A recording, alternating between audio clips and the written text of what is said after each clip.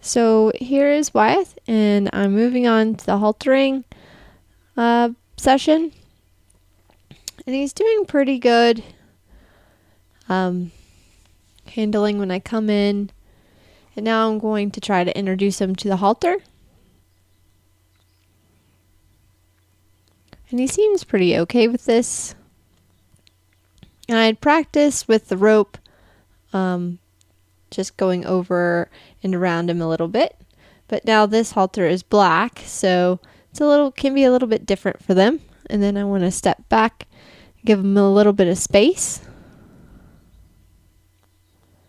That was a nice part where he kind of moved into me a little bit and then licked and chewed.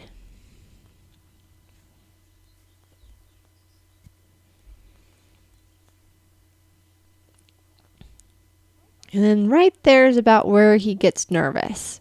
So then I try to back away a little bit. And sometimes you'll see I'll place my hand kind of on his nose. That's where I try to take some really deep breaths and really try to match his energy with my lower energy. Sometimes it works. It's fun when you can touch them and then you feel them kind of relax. Or kind of vice versa. Then when you touch them and they feel electric, it really can kind of go through your body as well. So we're just kind of like hanging out a little bit and trying to get the energy a little lower. I'm just going to give him another second here. And then I'm going to go back with the halter.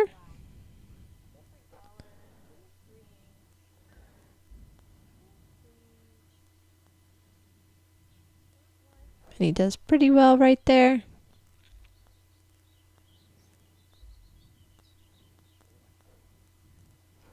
Kind of just working on the repetition and staying calm, trying to keep my energy low.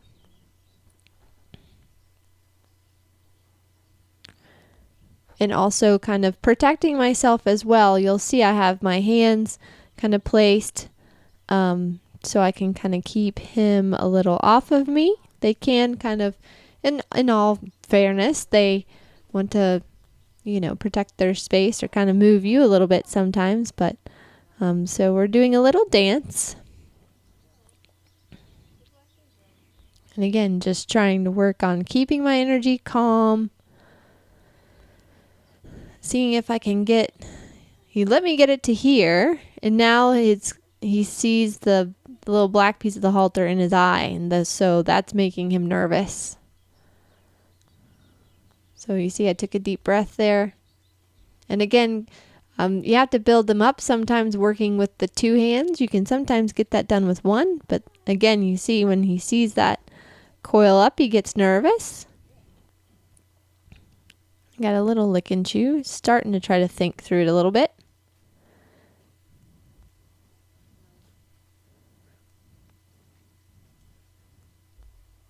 I'm just trying to ease him through this, just telling him it's okay. And then I'm able to kind of get it through, and it's on. And again, this is the first time getting a halter on. I'm really wanting to kind of get it on so I can start to addressing that hind left and assessing kind of what he actually did, if it was an abscess or if it is a stifle injury. I'm just not quite sure. And again, it can be a little difficult working them when they are a little injured. But you saw he did a good lick and chew. So now I'm going to work on getting the my other neck rope over. Again, you can see it's fairly muddy. It was raining. But also, because he is sore, I'm really not, can't really move his feet very much. So this is very much just slow work. So I'm just going to see if we can walk a little bit. And he's very soft off of the pressure of the halter. And I'm just trying to work with my hand gesture and keep the pressure soft as well. And you'll see every now and then I go kind of in a circular motion in my hand. One, that's to help me stay relaxed, but it also kind of gives them warning for movement. Sometimes with the Mustangs, like if you go really slow and very methodical, then if anything happens, then they get pretty jumpy. So you have to kind of create the rhythm, which can help with the relaxation and seeing movement. You can see he's still kind of like arched in his neck. He's still, pretty unsure, but again, we're really early on. And here, I probably pushed a little far. I was trying to see if I could go a little bit further down the leg, and I backed off a little bit there. And just working a little bit on the approach and retreat. But there he felt a little claustrophobic because of the post. So that's why then he kind of was like, hey, I'm out of here. So kind of going to where I can get some relaxation again. Now he's kind of not sure. So I'm just going to let him move around. Again, it hurts me to see him move around a little bit, but you have to kind of let them move their feet some. There he goes. He's really liking it, kind of right there on the shoulder. With the horses, they do tend to have different zones. So they've got like their head, their mouth, their head, their neck, their shoulder, the mid part of their back, and their haunches, and then their tail. So now I've moved to the right side. He was really, really guarded on his right side. So kind of have this post helping me a little bit.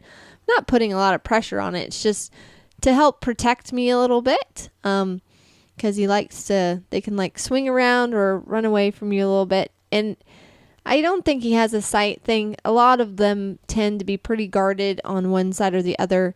Again, they're used to seeing us on the left side.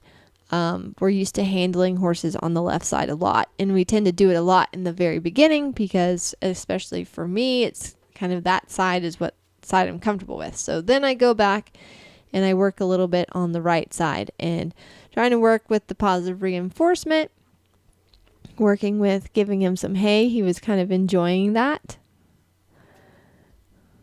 But you see he's still kind of unsure. I'm trying to lower the energy a little bit.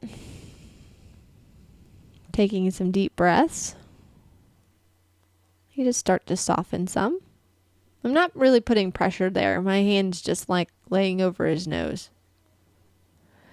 But this is progress, even just having him be able to see me on that right side. So then I go back to rubbing on the shoulder that he likes. And he's doing such a good job. Again, the approach and retreat. And he's very engaged. He kind of wants to try and to figure it out, but then at the same time, he's kind of worried, which is fairly typical. And of course, he's hurting as well, so kind of makes it kind of complex.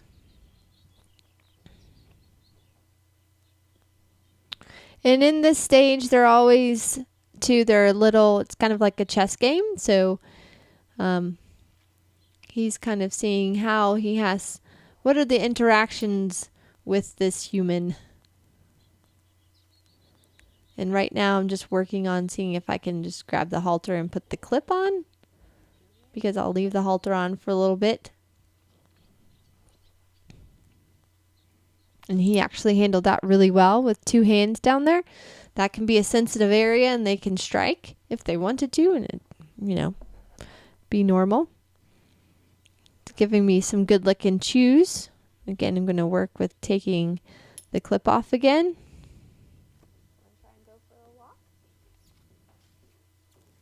Seeing if he'll follow me now.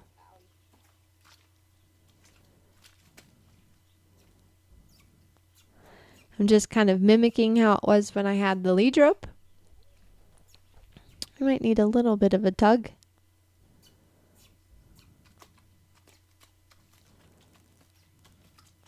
There we go.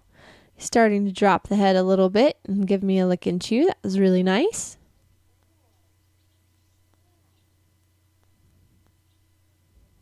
I'm just going to give him a rub for a second.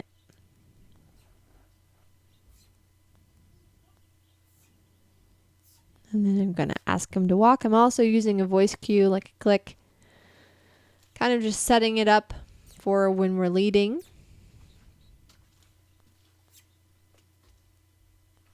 I thought that was really good. Again, approaching and retreat. So I'm asking him to come and he takes one step to me. That was really good.